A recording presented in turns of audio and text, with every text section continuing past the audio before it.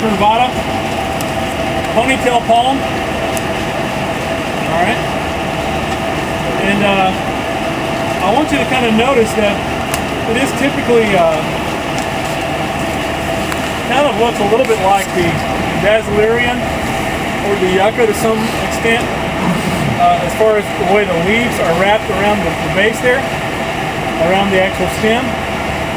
But the only thing you have to do is to see the fact that the foliage is recurved. All right, so it makes a very fountain-like shape whenever it comes out. The other real distinct characteristic are those storage structures. All right, so a lot of people call this elephant tree or elephant palm as well, because they say that structure looks kind of like an elephant's foot there. It can get very large. This thing can get 10, 15 foot tall where it's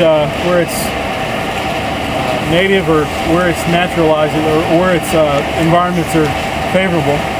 Here we have to keep it in a container and bring it in and out.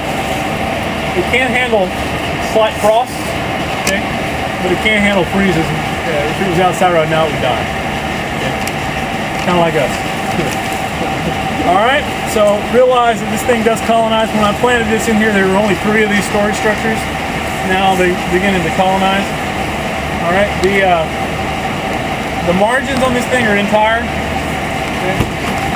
Sort of a, I guess it's sort of a smooth foliage for this particular list.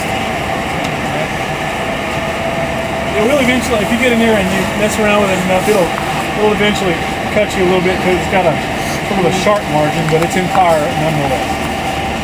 And eventually, also the newer growth is much more sort of frilly and flexible. All right. Questions on Beaucarnea?